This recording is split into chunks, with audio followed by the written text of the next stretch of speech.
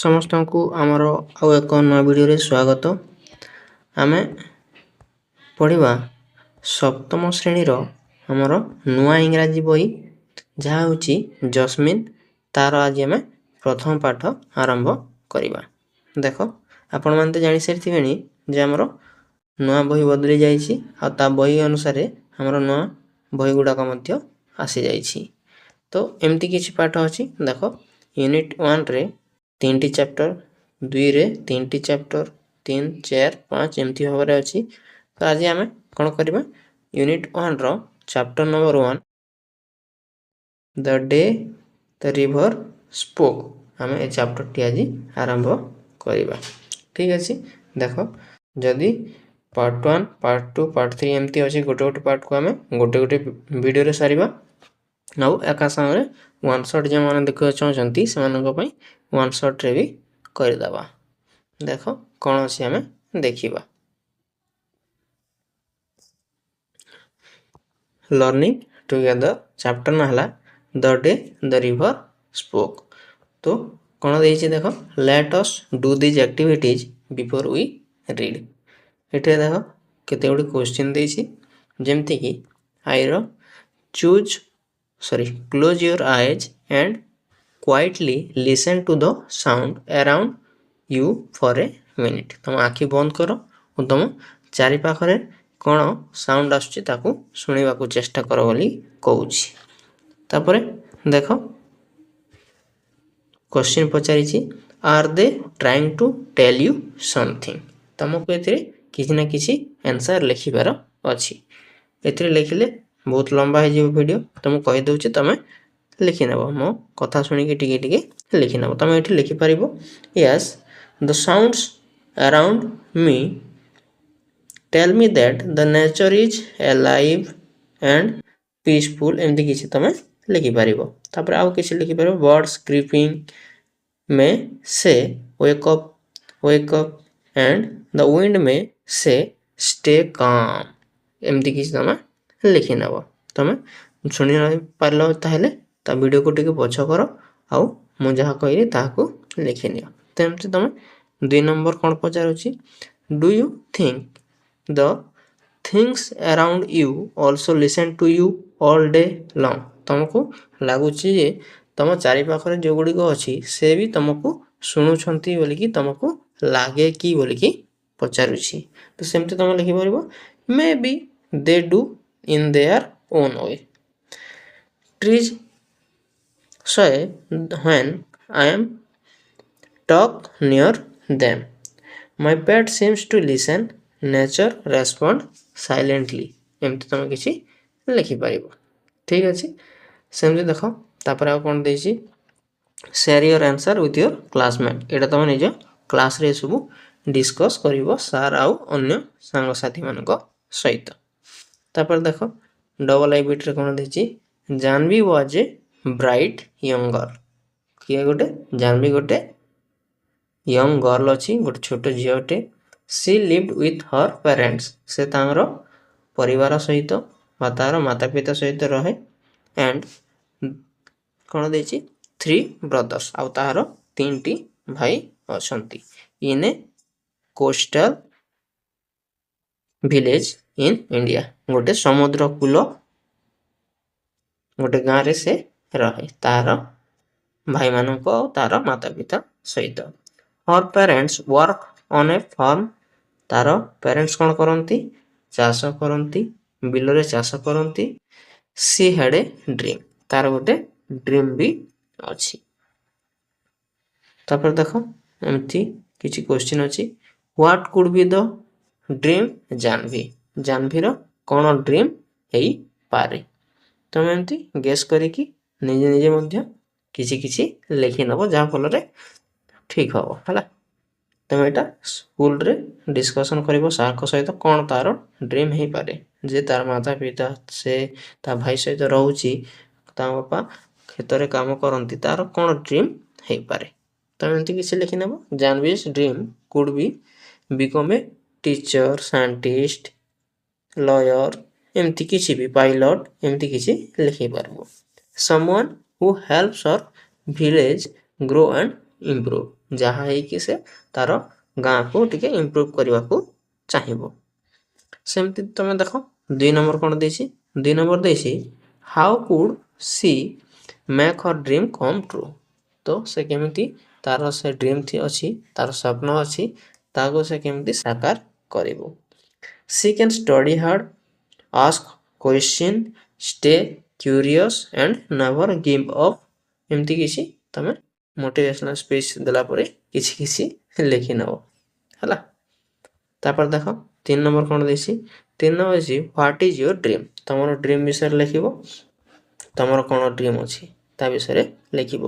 My dream is BCom ଏ, ଏମିତି କିଛି ଲେଖିପାରିବ। Doctor, scientist, ଯାହା ବି ତମେ ହେବାକୁ ଚାହୁଁଛ ତାହା ଲେଖିନେବ। ତାପରେ ଏମିତି 4 ନମ୍ବର ମଧ୍ୟ what can you do to make your dream come true. ତମ ଡ୍ରିମ୍କୁ ସତ କରିବା ପାଇଁ ତମେ କ'ଣ କରୁଛ ବା ତମେ କେତେ ପରିଶ୍ରମ କରୁଛ, କ'ଣ କରୁଛ ସେ ବିଷୟରେ ତମେ କିଛି ଲେଖିନେବ। ଠିକ୍ ଅଛି, ଏବେ ଆମେ ସିଧା ପାଠକୁ ଆସିବା। ଦେଖ ଏ ହେଉଛି ଜାହ୍ନବୀ, ଯିଏକି ଏ ପାଠର ମୁଖ୍ୟ ଅଟେ। ଠିକ୍ ଅଛି, ଦେଖ ଏଠି ନଦୀ କୂଳରେ ବସିଛି, ବୋଧେ ଦୁଃଖରେ ବସିଛି କିମ୍ବା ସେ କାନ୍ଦୁଥିବାର ଆମକୁ ଯାହା ଜଣାପଡ଼ୁଛି। ତ ଆମେ କ'ଣ କରିବା? ପାଠଟିକୁ ଆରମ୍ଭ କରିବା। କ'ଣ ଦେଇଛି ଦେଖ? A big bright tear splashed down her nose. କ'ଣ କହୁଛି?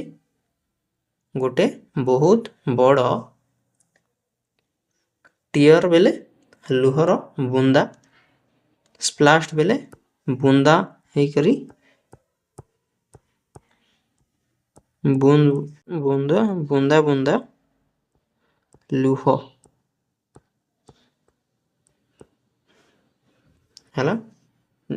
କ'ଣ ହେଉଛି? ଡାଉନ୍ ହେଉଛି ବା ତଳକୁ ପଡ଼ୁଛି। କେଉଁଠି? ତାର ନାକରେ ପଡ଼ୁଛି।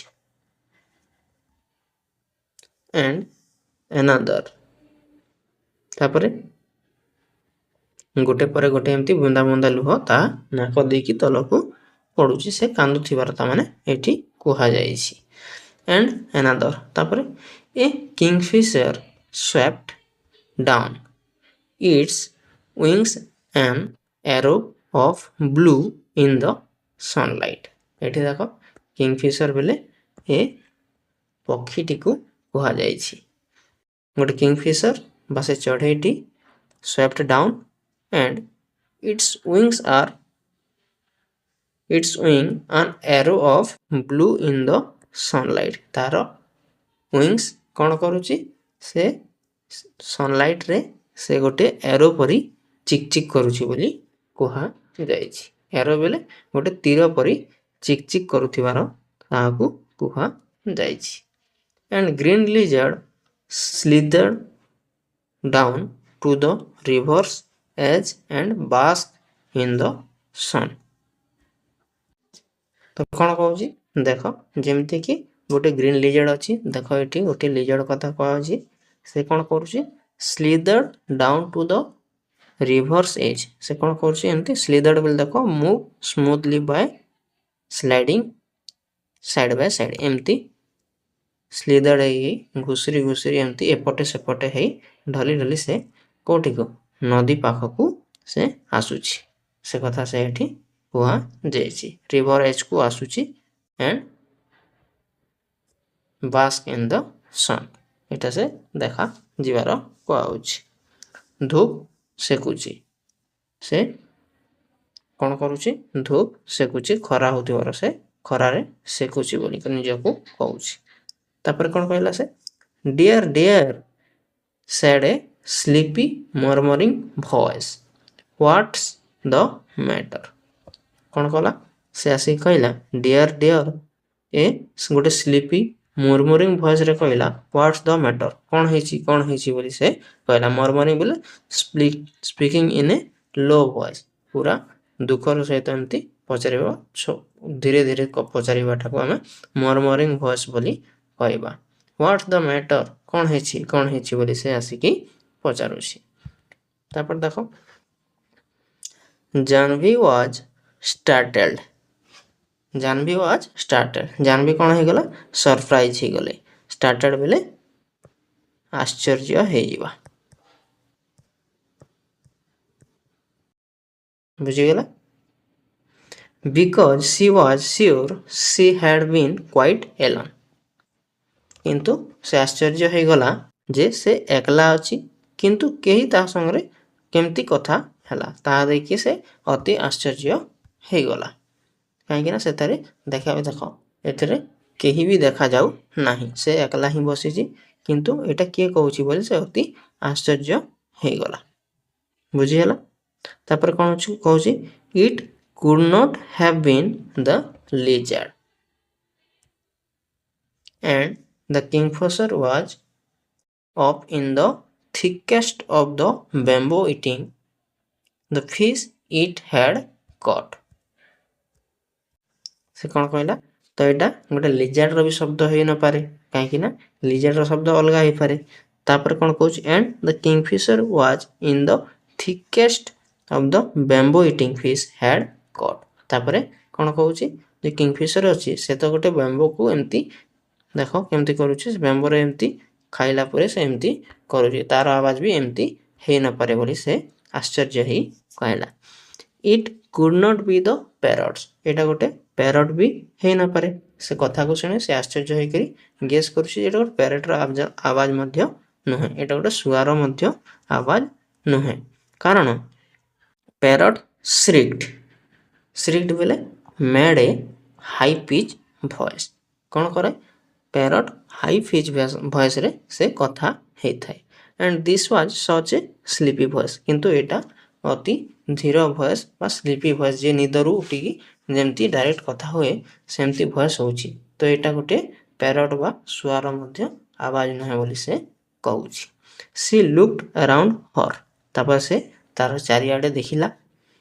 ଦେର୍ was not soul in sight. ସେଥିରେ କୌଣସି ଲୋକକୁ ବା କୌଣସି ଜୀବଜନ୍ତୁକୁ ଦେଖିବାକୁ ପାଇଲା ନାହିଁ। She was rather scared and wanted to run away. You should not cry you know the voice went on. ସେ କ'ଣ କଲା ନା କାନ୍ଦିଲା, ନା ଡରିଲା, ନା ସେ ଘରକୁ ଦୌଡ଼ିକି ପଳେଇଲା। ତାହେଲେ ସେ କ'ଣ କଲା you should not cry you know the voice went on and you really should not be scared when you have been coming here to see me every day, well almost every day। ତାମାନେ ଏଇଟା କ'ଣ କହୁଛି ଟିକେ ବୁଝିବାକୁ ଚେଷ୍ଟା କର। ତ ଏଠି କ'ଣ ହେଇଛି she was rather scared and wanted to run away, you should not cry you know। ତାମାନେ କ'ଣ ତମେ ନା ଡରିବା କଥା, ନା ମୋଠୁ ଦୂରକୁ ଯିବା କଥା ବୋଲି ସେ ପୁଣି ଥରେ କହିବାରେ ଲାଗିଲା। ତାପରେ ଆଉ କ'ଣ କହୁଛି ୟୁ ସୁଡ୍ ନଟ୍ କ୍ରାଏ। ତମେ କାନ୍ଦିବା କଥା ନୁହଁ। ୟୁ ନୋ ତମେ ମୋତେ ଜାଣିଛ। ଦ ଭଏସ୍ ୱେଣ୍ଟ ଅନ୍ ଆଉ ମୁଁ କିଏ ଯେ ତମେ ମୋତେ ଜାଣିଛ, ଏ ଭଏସ୍କୁ ବି ମଧ୍ୟ ଚିହ୍ନିଛ ବୋଲି ସେ କହିଲା। And you really should not be scared ଆଉ ତମେ ଟିକେ ବି ମୋତେ ଡରିବା କଥା ନୁହେଁ ବୋଲି ସେ ଗୋଟେ ଭଏସ୍ ସେଠାକୁ ଆସିଲା। when you have been coming here to see me every day। ତମେ କେମିତି ଡରିବା କଥା ନୁହେଁ ଯେ ତମେ ସବୁଦିନ ମୋ ପାଖକୁ ଡେଲି ଆସୁଛ। well almost every day ଲଗଭଗ ପାଖାପାଖି ସବୁଦିନ ପ୍ରତ୍ୟେକ ଦିନ ମୋ ପାଖକୁ ତମେ ଆସୁଛ, ସେଥିପାଇଁ ମୋତେ ଏମିତି ନ ଦେଖିଲା ପରି ହେବା କଥା ନୁହେଁ ବା ଡରିବା କଥା ନୁହେଁ ବୋଲି ସେ କହୁଛି। ଏଠି କିଏ କହୁଛି ନଦୀ ତାହାକୁ କହୁଛି ହେଲା। ଏ ପକ୍ଷୀ କହୁନି କି ଏ ଲିଜାର୍ଡ କହୁନି, ତାହାକୁ ଏ ନଦୀ କହୁଛି। ବୁଝିହେଲା। ତାପରେ ଦେଖ କ'ଣ କହୁଛି ଆମେ ଆଗରେ ଦେଖିବା। She was puzzled it was such a voice like the river it could not be the river. ସେ କ'ଣ କଲା ସେ ପୁରା ଆଶ୍ଚର୍ଯ୍ୟ ହେଇଗଲା। ଆଉ ସେ କ'ଣ କହୁଛି ଇଟ୍ was such a voice like the river. ଆଉ ସେ କ'ଣ କହୁଛି ଏଇଟା ଗୋଟେ ନଦୀର ଶବ୍ଦ ପରି ଲାଗୁଛି। But eat could not be the river. କିନ୍ତୁ ଏଇଟା ନଦୀ ଗୋଟେ ହେଇନଥିବ ବୋଲିକରି ସେ ଭାବୁଛି। କିନ୍ତୁ ସେ ପୁଣି ଥରେ ଜାଣିଗଲା ଯେ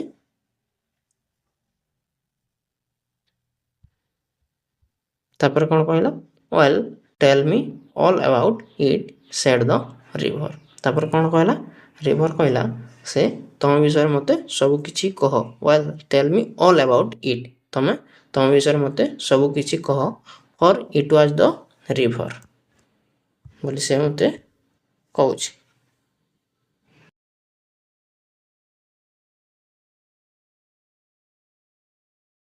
ତାପରେ କହୁଛି I have got to hurry to reach the sea you know. ତମକୁ ତ ଜଣା ଅଛି ମୋତେ ବେଲେ ମୁଁ ଏବେ ହରବରରେ ଅଛି ବା ମୁଁ ଟିକେ ଜଲ୍ଦିରେ ଅଛି। ତ କେଉଁଠିକି ଯିବା ପାଇଁ, ସିକୁ ଯିବା ପାଇଁ।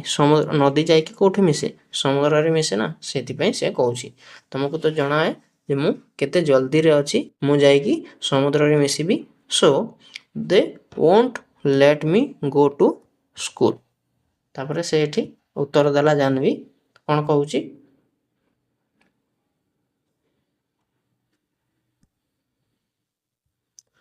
ସେମିତି ନଦୀ କହିଲା ପରେ ତମ କୁହ ଯେ ତମ କ'ଣ ପାଇଁ, ତମ କ'ଣ ଅସୁବିଧା ଅଛି, କ'ଣ ଅଛି, ତମେ କ'ଣ ପାଇଁ କାନ୍ଦୁଛ ବୋଲି ସେ ନଦୀ ତାହାକୁ ପଚାରିଲା। ତାପରେ ସେ ଉତ୍ତର ଦେଇଛି ଯେ ଦେଖ, they won't let me to go to school. ସେମାନେ ମୋତେ ସ୍କୁଲକୁ ଯିବା ପାଇଁ ଦେଉନାହାନ୍ତି ବୋଲିକରି ସେଡ୍ ଦ ଜାହ୍ନବୀ।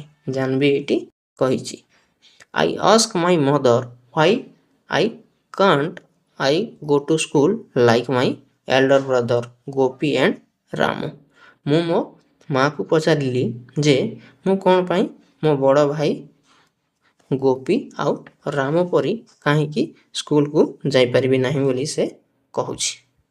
ତାପରେ ଆଣ୍ଡ ମଦର ହ୍ୟାଡ୍ ରିପ୍ଲାଏଡ୍, ତାପରେ ମୋ ମା ମୋତେ ରିପ୍ଲାଏ ଦେଲି କି କହିଲେ ବା ଉତ୍ତର ଦେଇକି କହିଲେ you are too small baby, ତମେ ବହୁତ ଛୋଟ ଅଛ ଛୁଆ, ଆଉ ଏବେ ଯାଇପାରିବ ନାହିଁ ବୋଲି ସେ ମୋତେ କହିଲେ।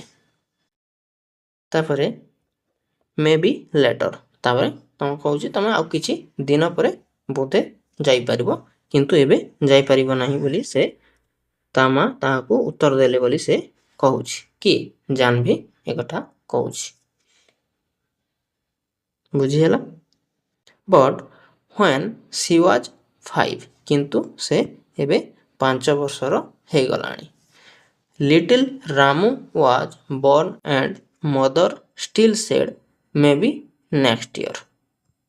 କ'ଣ କହୁଛି, little Ramu was born and mother still said may be next year, ବୋଲେ ତା ଛୋଟ ଭାଇ ରାମୁ ସେ ବି ଏବେ ଜନ୍ମ ହେଇଗଲାଣି, ତା ଛୋଟ ଭାଇ, ଆଉ ସେ ଏବେ ବି କହୁଛି ଯେ ଆଉ ତମେ ନେକ୍ସଟ ଇୟର ବା ଆର ବର୍ଷରୁ ସ୍କୁଲକୁ ଯିବ ବୋଲି।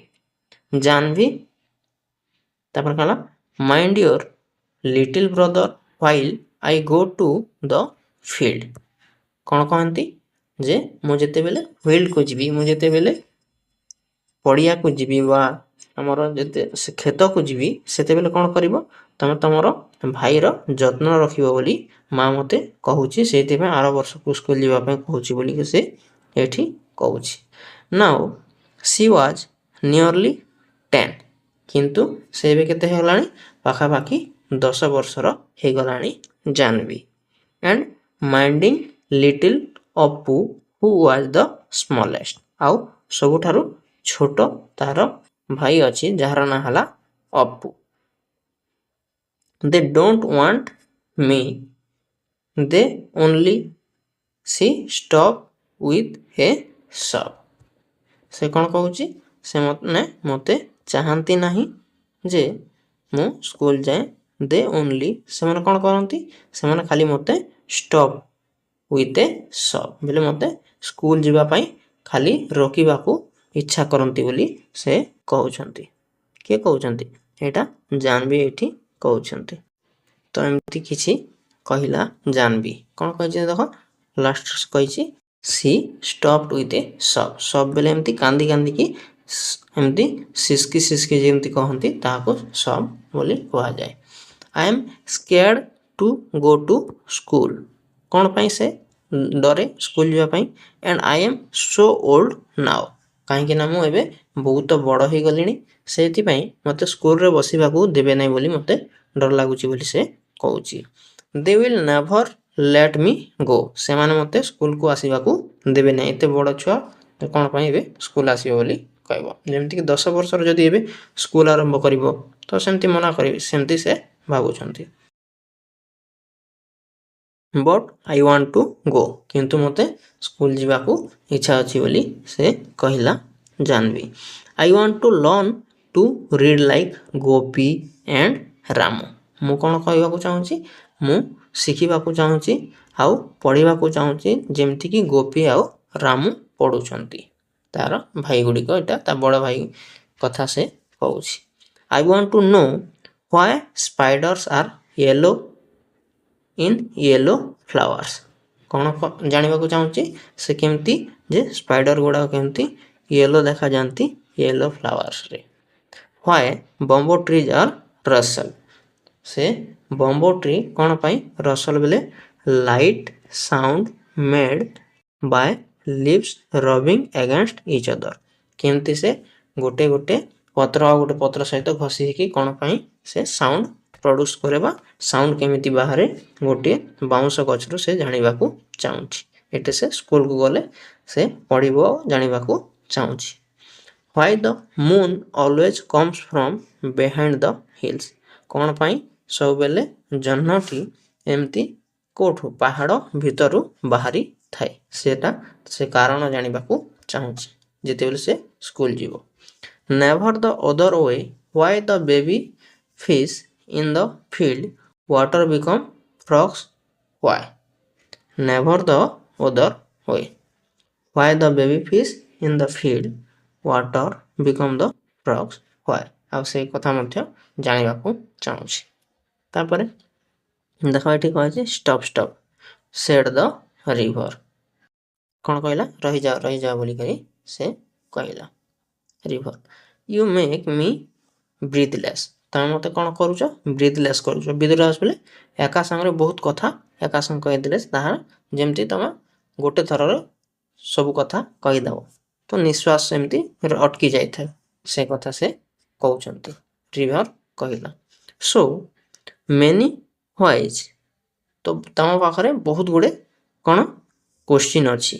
I can tell you where the moon goes. ତ ମୁଁ ଗୋଟେ ଗୋଟେ କରି ଆନ୍ସର ଦେଉଛି। ତ ମୁଁ କହୁଛି ଯେ ମୁନ୍ କେଉଁଠିକୁ ଯାଇଥାଏ, ପର୍ବତରୁ ଏମିତି ବାହାରିଥାଏ ଆଉ କେଉଁଠିକୁ ଯାଇଥାଏ ମୁଁ କହୁଛି। ଦ ରିଭର ସେଡ୍ ସିକ୍ରେଟଲି। ରିଭର ତାହାକୁ ଏମିତି ଏକାଲା ଆଉ ସିକ୍ରେଟଲି କହିବାକୁ ଚାହିଁଲେ। ଇଟ୍ ଗୋଜ୍ ଡାଉନ୍ ଟୁୱାର୍ଡସ୍ ଦ ସି। ସେ କ'ଣ ହେଇଥାଏ, ସେ ପାହାଡ଼ରୁ ବାହାରିଥାଏ ଆଉ ସମୁଦ୍ରରେ ତଳକୁ ଏମିତି ଯାଇଥାଏ ବୋଲିକି ସେ ଆନ୍ସର ଦେଲେ। କିଏ, ସେ ନଦୀଟି ସେମିତି ଆନ୍ସର ଦେଲା।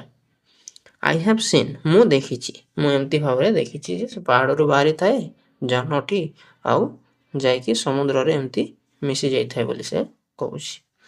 ଇଟ୍ always takes the same way over the mountains and down to the sea like me. ସେ କ'ଣ କରିଥାଏ, ସବୁବେଳେ ଏମିତି ଗୋଟେ ରାସ୍ତାରେ ହିଁ ଯାଇଥାଏ ଆଉ ଯାଇକି ମୁଁ ଯେମିତି ମିଶିଥାଏ ସେମିତି ସମୁଦ୍ରରେ ଯାଇକି ମିଶି ଯାଇଥାଏ। ମାଉଣ୍ଟେନରୁ ଆରମ୍ଭ ହୋଇଥାଏ ଆଉ ଯାଇକି ସମୁଦ୍ରରେ ମିଶି ଯାଇଥାଏ ବୋଲି ସେ ଆନ୍ସର ଦେଲା। କିଏ, ସେ ନଦୀଟି ତାହାକୁ ଆନ୍ସର ଦେଲା। ଏଠି ଦେଖ କୋଶ୍ଚିନ୍ ଅଛି। ଫାର୍ଷ୍ଟ ପାର୍ଟ ସରିଗଲା। ଫାର୍ଷ୍ଟ ପାର୍ଟର 2ଟି କୋଶ୍ଚିନ୍ ଅଛି, ତାର ଆମେ ଉତ୍ତର କରିବା। ଦେଖ 1 ନମ୍ବର କୋଶ୍ଚିନ୍ କହୁଛି ହ୍ୱାଟ୍ ୱାଜ୍ ଦ ଜାହ୍ନବୀସ୍ ଡ୍ରିମ୍। ତ ଆମେ ଏଠି ଆନ୍ସର ଲେଖିନେବା। 1 ନମ୍ବରର ଜାହ୍ନବୀ's dream was to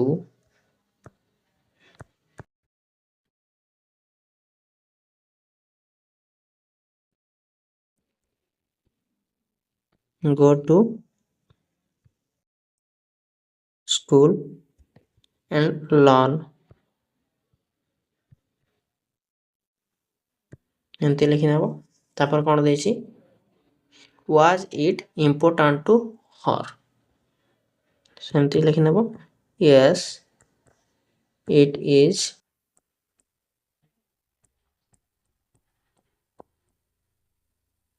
important to her ତାପରେ ଦେଇଛି why ଯେମିତି କି because she was curious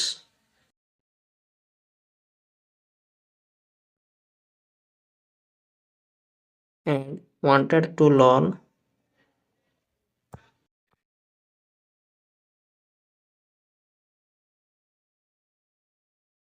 many things ଏମିତି ତମେ 1 ନମ୍ବର ଆନ୍ସର ଲେଖିନେବ। ସେମିତି ତମେ 2 ନମ୍ବର ପଢ଼ିବ। 2 ନମ୍ବର କ'ଣ ଦେଇଛି ଦେଖ। 2 ନମ୍ବର ଦେଇଛି do you think the river can help her in fulfilling her dream. ଆମେ ଏଠି ଲେଖିନେବା ଦେଖ 2 ନମ୍ବରର answer. Yes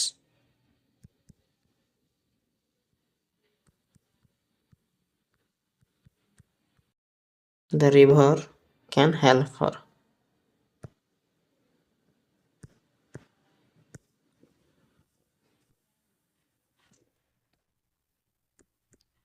to fulfill his dream her dream sorry ତାପରେ ଆଉ କ'ଣ ପଚାରିଛି ହାଉ କିପରି ବୋଲି କହୁଛି the river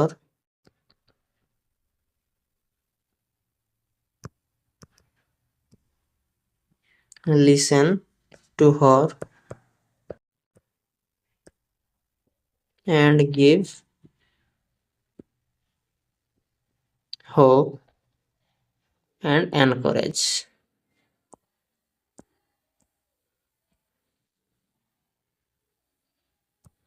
to go to school। ଠିକ୍ ଅଛି ଭଲ ଭାବରେ ଟିକେ ଦେଖିନିଅ ଏ ଥିଲା ଆମର 2 ନମ୍ବର କ୍ୱେଶ୍ଚନର ଆନ୍ସର।